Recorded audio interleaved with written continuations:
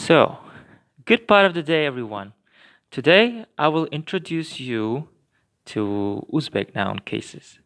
There are 6 of them actually, but we will discover only 3 of them, as it can be quite difficult for you to grasp all the information.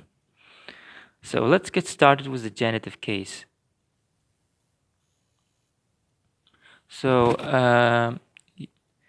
Turkic languages have the genitive case. So it vaguely corresponds to the English equivalent apostrophe s or noun plus of plus noun structure. So in Uzbek language, we have this formula. So you have 2 nouns. First one is a possessor, and the second noun is a possessive object. So possessor is followed by the suffix ning, so ning, and the possessive object. When it comes to the possessive object, we have to add a suffix e or c depending on the letter.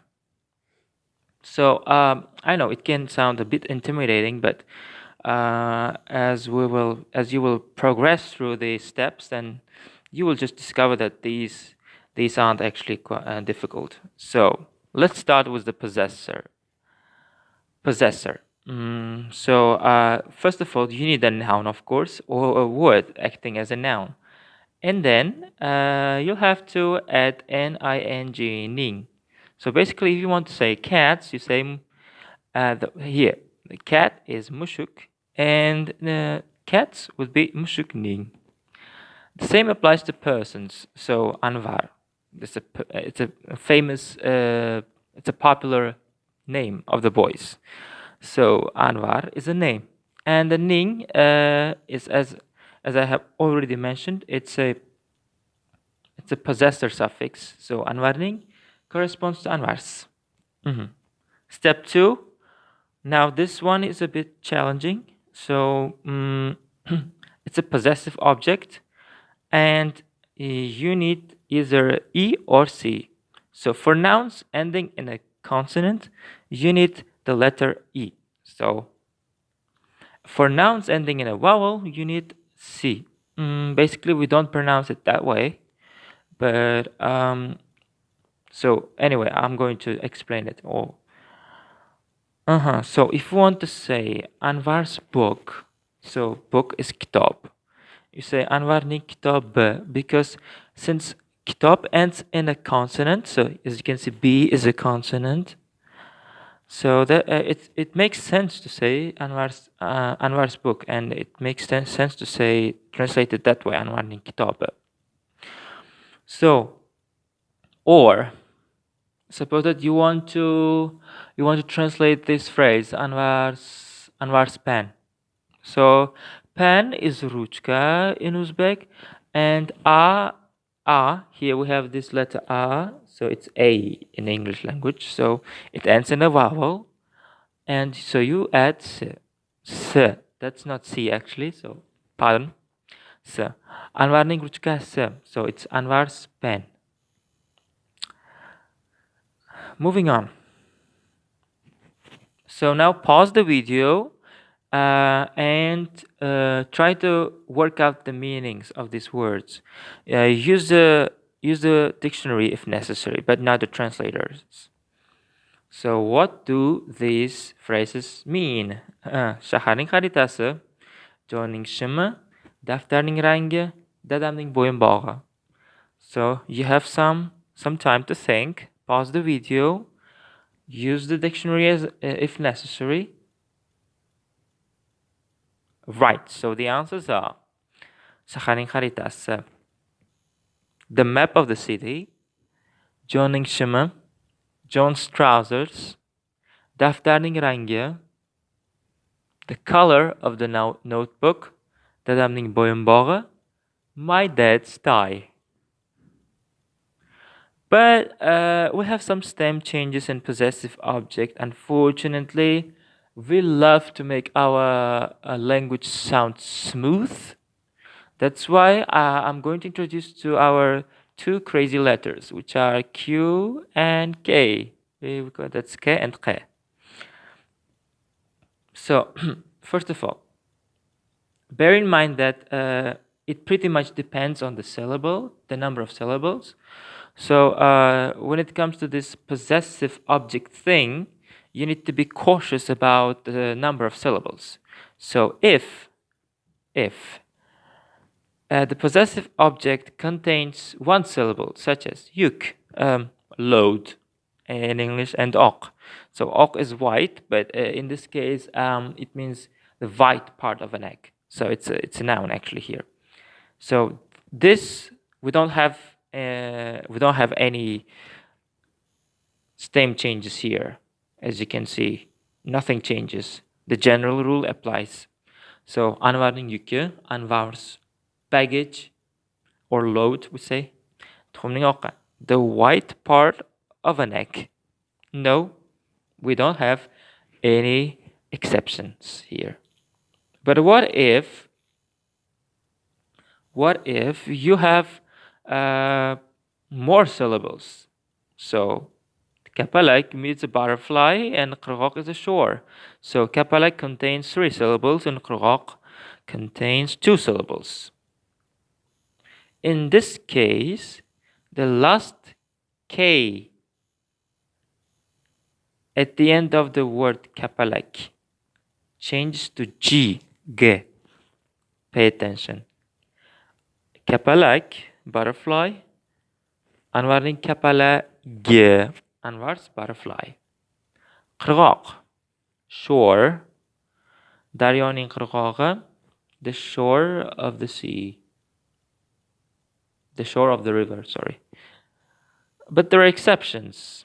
Even if your word, your possessive object, contains 2 or more syllables, there might be some exceptions, such as idrak and hukuk. Those do not change. Those are just, they follow the general rule. So idrak is intelligence and hukuk is right.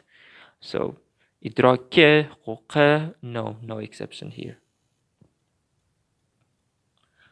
Unfortunately, we also have irregular stem changes. So today we will be discovering only easy ones. So imagine you want to say my son, Mark's son, Anthony's son. So son is oğul in Uzbek language. And when you add the possessive suffix e, and so we have to drop some letters. So let's basically have a look. So oğul plus e, oğul. So there's supposed to be 2 e's here, but we only leave one of them. So it wouldn't sound right if you were to say oğul, because we drop one of them. It's a general rule. It's an exception. So Mark's son, Mark'ning oğlu. The same applies to another example, that's burun. So burun is a nose, and when you add e suffix, and you have to drop one u. So burne. So mushkning burnu, cat's nose. So this is the exception.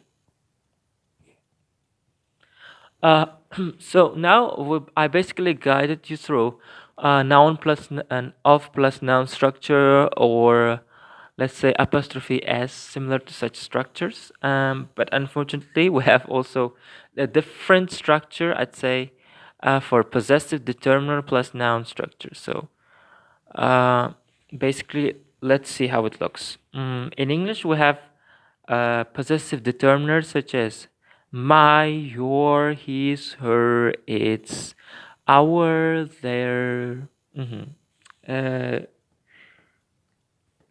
In Uzbek, we have something more rational. So why? Because in order to form a possessive determiner, in European languages they come up with a different word.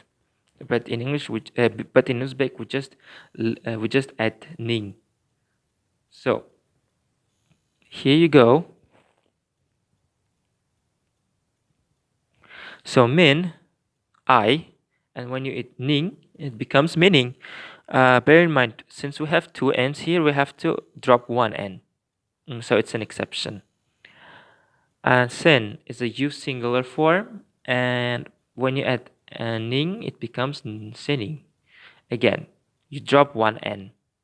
And u actually is an equivalent for he, she, it. We don't have gender in Uzbek language, and when you add ning, it becomes uning. Biz, we, bizning, our. Siz, you, polite form. Sizning, your. So I will upload a new video explaining the difference between sen and sis, but don't rush it for now. Ular they, ularning there. Things are not that straightforward here because if you have this possessive determiner plus noun structure, you might want to add some additional suffixes to make it sound mm, more logical and more natural. So you won't just add a noun after the possessive determiner and think that it would sound okay or natural. No, we have different story here. You need a possessive marker. Basically, yes. So it pretty much depends on the vowel or a consonant. So let's see. Ruchka is a pen. So basically, Ruchka is a pen. And it wouldn't sound okay to say meaning ruchka, sening ruchka, owning ruchka, bizning ruchka, sizning ruchka, ularning ruchka. No. We have a possessive marker. So basically, you need to attach possessive marker at the end of the noun. So here it goes. If the noun ends in a vowel, you add these possessive markers depending on the person. So meaning ruchkam, m, my pen, sening ruchkang, your pen, singular form, uning ruchka s, his, her, its pen. Bizning ruchkamas, our pen, sizning ruchkangis, their, your pen. Sorry, polite form. Ularning ruchkase, their pen. So this is the story. What if the noun ends in a consonant? So here, I haven't used the different noun. I just make it plural. I just made it plural because ruchkalar the suffix lar stands for the plural form, and since it ends in a consonant, I can pretty much accept it here. So basically, you have to add e before the possessive markers to help them sound more smooth. Meaning ruchkalarim, sening ruchkalaring, uning ruchkalari, bizning ruchkalarimiz, sizning ruchkalaringiz, ularning ruchkalari. So you see, conclusion. You don't just add a noun after the possessive determiner hoping that it would sound natural.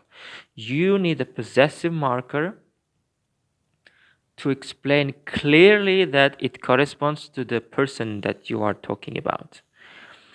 And one more tip. Actually, you can remove possessive determiner in speech. So you can just say ruchkam to say my pen. You can just say ruchkang to say your pen.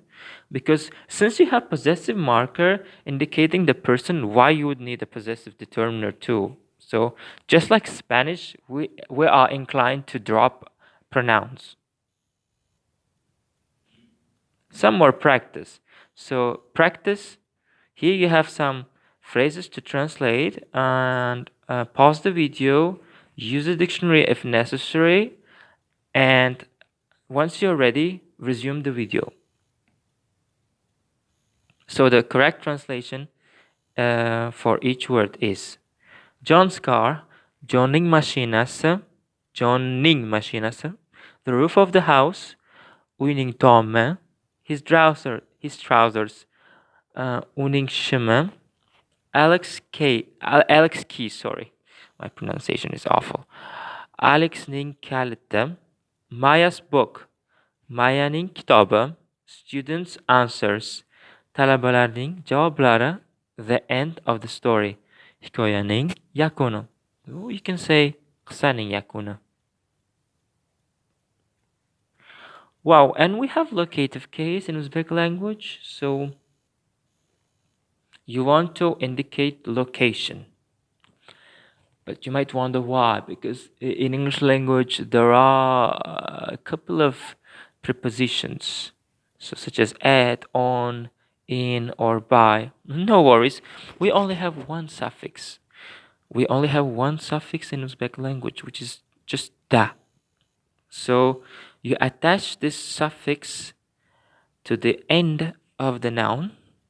So here in this case we don't care about whether the word whether the noun that you are whether the noun that you are using it in locative case ends in a consonant or vowel. No, we don't care here.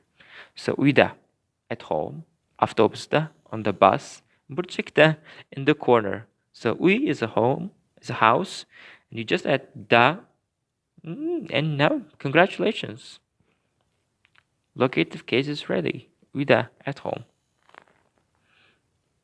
No exceptions.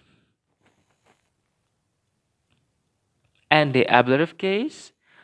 So I think that you guys have never heard about this case unless you study Latin or some I don't know. I don't know. It basically exists in Turkic language. So the English equivalent is from or off. So it explains, it indicates the motion away from something. So you need a noun and then followed by a suffix dan. So if you want to say from Uzbekistan, you say Uzbekistan dan. If you want to say from house, you say uydan. So there are more uses. There are more uses of ablative case uh, besides just only explaining the motion away from something. For example, you can use it for an equivalent to the preposition about, just like in Spanish, for example. You in Spanish you would use the preposition de uh, to as a replacement of sobre, right? And it pretty much works the same in Uzbek language, but it's not a structure that we can learn it in elementary Uzbek. No, it would just sound right if we discuss it in the intermediate part. Okay, now some more practice. Kitabım qayerda? Where's my book? Kitabing oshxonada. Your book is in the kitchen. Qayerdansiz? Where are you from? In maktabdan keldim. I came from school. So pay attention to the word, pay attention to the sentence structure. For example, here, for you, it would sound more rational to say qayerda kitab. Basically, in European languages, there's a tendency to place these interrogative pronouns at the end of the sentence. But it's okay in Uzbek language too, but it would sound more poetic or it would sound more sarcastic. I would just say kitabım qayerda. Kitab is book, kitabım, my book, qayerda, where. So where's my book? So that's basically the end of our lesson. So next lesson we're going to cover accusative case and the dative case. So see you. Görüşünce.